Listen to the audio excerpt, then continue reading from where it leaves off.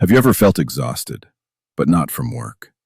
Like your body is fine, your schedule isn't even that crazy, but your mind? It won't shut up. It replays conversations, it predicts disasters, it compares you to people you've never even met, and somehow, it convinces you that you're behind. Behind in life, behind in money, behind in confidence, behind in becoming who you thought you'd be by now. And the worst part? You can't point to a single enemy, because the enemy sounds exactly like you. That's where this begins. Not with a failure, not with some dramatic rock bottom, but with a quiet realization that something feels off. You wake up tired even after sleeping. You scroll even though you said you wouldn't. You overthink decisions that don't even matter. And somewhere in the background, there's this whisper. Why am I like this?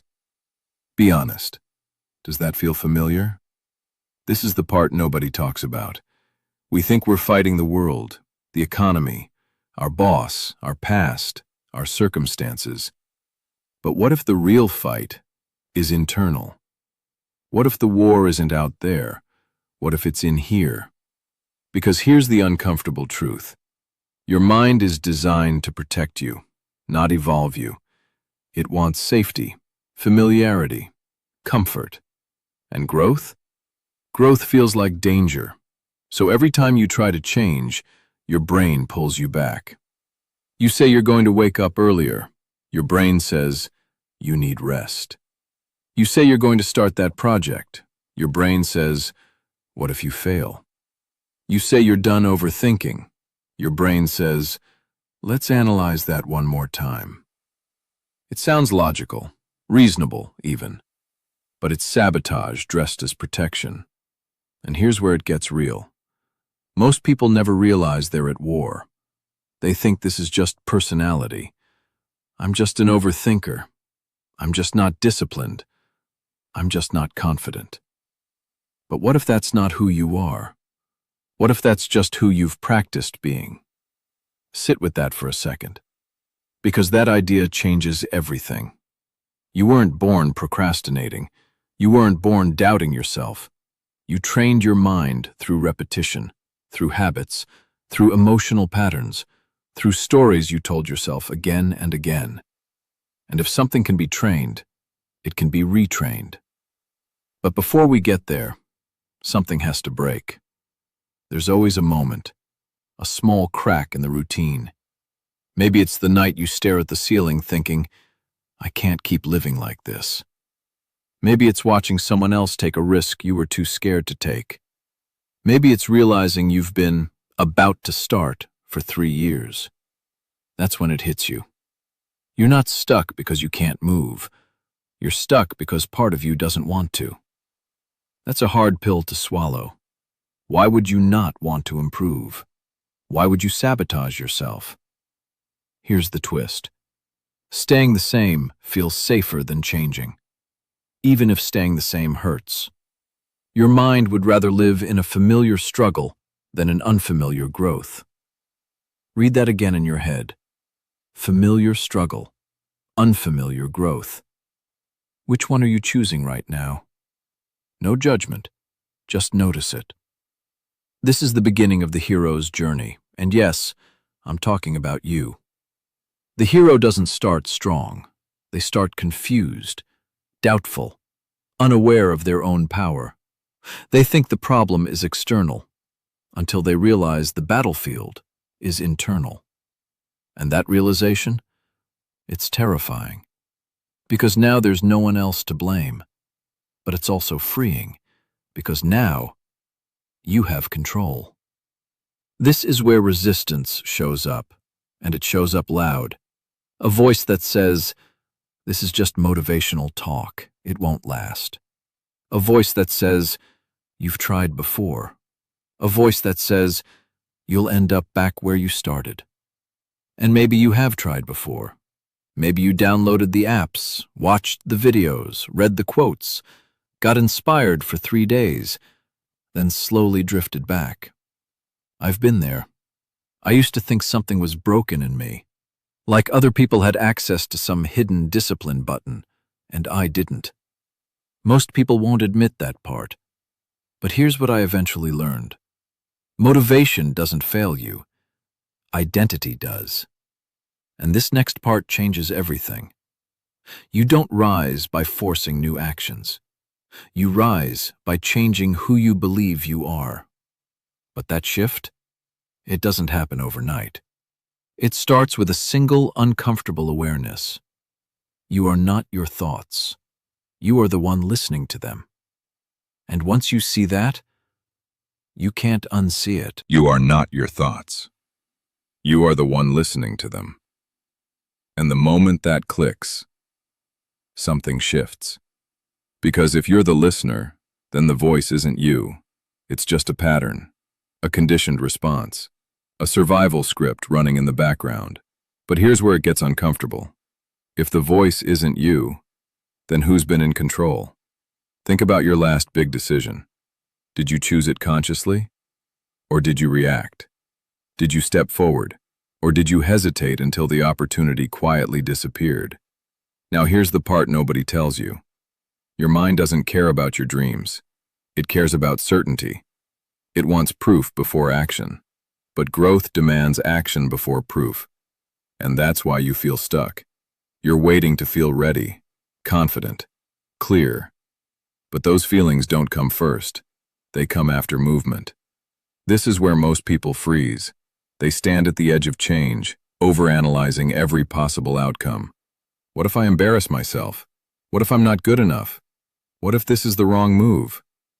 Let me ask you something. What if staying the same is the wrong move? That question alone can shake you, because suddenly the risk isn't failure. The risk is stagnation. And stagnation is quiet. It doesn't scream. It doesn't explode. It slowly numbs you. You stop expecting more from yourself. You lower the bar. You tell yourself you're being realistic. But deep down, you know you're capable of more. That quiet frustration you feel sometimes, that's not jealousy. That's potential knocking. Be honest. Do you feel that? That sense that there's another version of you trying to break through? Here's where it gets real. The war in your mind isn't between good and bad. It's between comfort and expansion. Comfort says, scroll a little longer. Expansion says, close the app. Comfort says, skip today, you deserve it. Expansion says, show up anyway. Comfort feels warm. Expansion feels awkward. So guess which one wins most days? Exactly. But this next realization changes everything. You don't eliminate comfort. You outgrow it. Think about a time in your life when something scared you, and now it's normal. Driving, public speaking, moving to a new place. At first, it felt overwhelming. Now it's automatic. Your brain adapted. So why do you assume it can't adapt again? That belief, this is just who I am, is the real cage. You say you're just bad at discipline. But discipline isn't a personality trait. It's repeated alignment, small decisions, daily, unsexy, uncelebrated. And here's the irony. The mind that tells you, this is too hard, is the same mind that binge watches for 4 hours without blinking. So it's not about capacity, it's about direction. Let that sink in. You're not incapable, you're misdirected. And that's actually good news, because direction can change. But here's where resistance fights back.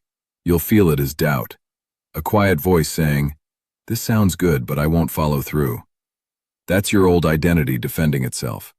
It's been in control for years. Of course it won't surrender easily. Imagine if you tried to remove a habit you've repeated for a decade. Your brain panics. It thinks you're under threat. That's why change feels exhausting at first. Not because it's wrong, because it's unfamiliar. This is the hero's turning point. The moment they realize the monster isn't unbeatable, it's predictable. And predictable enemies can be outsmarted. So how do you win this war? Not by shouting affirmations in the mirror, not by chasing constant inspiration. You win by observing, by pausing between thought and action.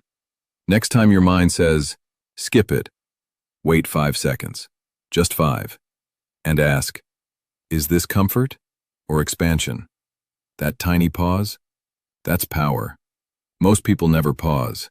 They react instantly. Impulse becomes identity. But you're starting to see the pattern. And once you see the pattern, you can interrupt it. Here's a simple truth. You don't need a new life. You need new evidence. Evidence that you can keep promises to yourself. Evidence that you can tolerate discomfort. Evidence that you can act even while afraid. And evidence only comes from action. Small action. Consistent action. Action when no one is watching. Let me ask you something. When was the last time you did something hard, just because you said you would? Not for applause, not for validation, just for you. If it's been a while, that's okay. Awareness is the first win. But this next part? This is where it gets deeper. Because changing actions is one thing. Changing identity? That's something else entirely. Changing actions is one thing. Changing identity? That's where everything either collapses or transforms. Because here's the truth most self-help advice skips. You don't act your way into a new life. You believe your way into one. And belief isn't some fluffy, positive thinking fantasy. Belief is repetition. It's what you've proven to yourself over time.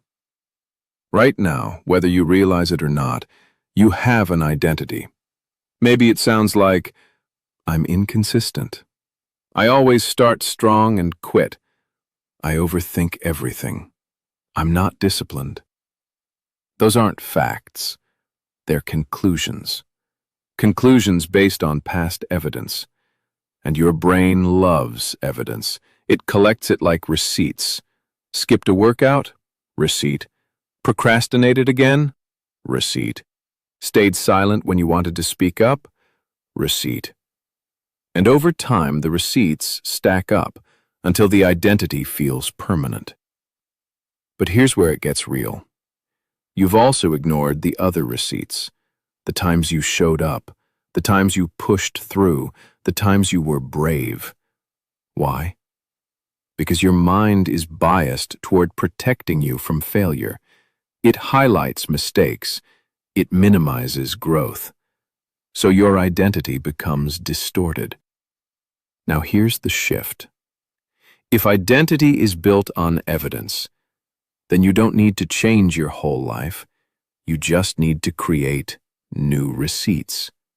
Small ones. Daily ones. This is where most people overcomplicate it. They think rise up means a dramatic transformation, new body, new career, new personality. But rising up isn't loud. It's quiet. It's choosing differently in small moments. It's saying no when comfort screams yes. It's finishing the task even when no one would notice if you didn't. Let me ask you something. What would your life look like if you trusted yourself? Not perfectly, not flawlessly, just consistently. Pause for a second and picture it. How would you walk? How would you speak? How would you decide? That version of you isn't imaginary. It's undeveloped. And here's the uncomfortable part. You don't become that version by waiting to feel confident. You become that version by acting like them before you feel ready. Yeah, that's the paradox. Confidence follows evidence, not the other way around. This is where resistance gets sneaky. It says, I'll start Monday. I'll start when things calm down. I'll start when I feel motivated. But when exactly does life calm down? When does motivation magically appear and stay forever? Be honest. How many Mondays have passed? This isn't judgment. It's awareness. And awareness is power. Here's a shared confession. I used to think I needed the perfect system, the perfect routine, the perfect mindset, before I could finally become disciplined. But perfection is just another form of procrastination. Your mind would rather plan endlessly than risk imperfection, because planning feels productive, action feels vulnerable. And vulnerability? That's exposure. That's possible failure. So the mind says, let's think about it more. But here's where everything shifts. Failure doesn't destroy identity. Avoidance does. Every time you avoid something hard, you reinforce the identity of someone who avoids. Every time you face something uncomfortable, even imperfectly, you reinforce the identity of someone who acts. It's not about the outcome. It's about the vote. Each action is a vote for who you are becoming. Right now, you're voting every day. The only question is, for which version of you? Type A if you're tired of voting for comfort. Type B if you're still negotiating with it. No pressure. Just notice your answer. Because the hero's journey isn't about slaying a dragon once. It's about daily battles no one sees. And this next realization? It might sting a little. You don't need more information. You need more ownership. You already know what to do. Sleep earlier. Move your body. Start the project. Have the hard conversation. You're not confused. You're conflicted. There's a difference. Confusion says, I don't know the way. Conflict says, I know the way. I just don't want the discomfort. That honesty, that's maturity. And that's where real growth begins. But here's the turning point. At some stage, the pain of staying the same becomes louder than the fear of changing. And when that moment comes, you don't need hype. You don't need motivation. You need a decision. A quiet one. A personal one. A line in the sand. And this next part? This is where you stop fighting your mind and start training it. This is where you stop fighting your mind and start training it. Because here's the truth. You can't silence your thoughts, but you can change your relationship with them. Most people try to win the war by overpowering their mind. They say, I just need more willpower. But willpower is fragile. It fades when you're tired. It disappears when you're stressed. Training is different. Training is repetition. It's structure. It's systems that make the right choice easier than the wrong one. And this is where things get practical. Not flashy, not dramatic. Practical. You train your mind the same way you train a muscle. Light resistance, repeated often. If you've never worked out before, you don't start with the heaviest weight in the gym. You start small. So why do you expect to overhaul your entire life overnight? That's ego talking, not growth. Growth is humble. It says, today I'll keep one promise, just one. Maybe it's making your bed. Maybe it's finishing that 20-minute task you've been avoiding. Maybe it's going to sleep when you said you would. Small promise, kept. That's a receipt, and receipts build identity. Now here's where it gets deeper. Your mind isn't the enemy, it's a tool. But most people never learned how to use it. They let it run wild. They believe every thought. They obey every impulse. But imagine this. Imagine treating your thoughts like suggestions, not commands. A thought says, you're not good enough. You respond, that's interesting. A thought says, this is too hard. You respond, hard doesn't mean impossible. You create space, and space creates choice. That gap between thought and action, that's freedom. Let me ask you something. When your mind criticizes you, do you automatically agree, or do you challenge it? Most of us never question our own inner voice. We treat it like truth. But what if it's just habit? What if it's just outdated programming from a version of you that didn't know better? This is the emotional shift. You stop identifying with every negative thought. You stop dramatizing every setback. You stop labeling yourself based on temporary behavior. You start seeing yourself as someone in training, not broken, not behind, in training. That mindset alone changes everything. Because someone in training expects difficulty. They expect soreness. They expect setbacks. But they don't quit because of them. They understand it's part of the process. Here's a quiet challenge. For the next week, pick one area, and act like the disciplined version of you would act. Not perfectly, just intentionally. When you feel resistance, notice it, name it, comfort, and then choose expansion anyway, just once a day. If this makes sense, say something. Not for me, for you. Because acknowledging the shift makes it real. Now here's the part that ties it all together. Winning the war against your mind doesn't mean eliminating fear. It means acting with it. It doesn't mean never doubting yourself. It means moving forward while doubting. It doesn't mean becoming someone else. It means becoming aligned with who you've always had the potential to be. You don't wake up one day transformed. You wake up one day consistent. And consistency compounds. A week becomes a month becomes a year. And one day you look back and realize the war got quieter. The voice that used to dominate you is softer, not gone, just weaker.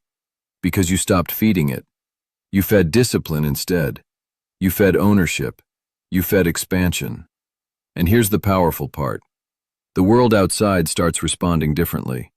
Opportunities feel less intimidating. Conversations feel less threatening. Decisions feel clearer. Not because life got easier, but because you got stronger. So let me leave you with this.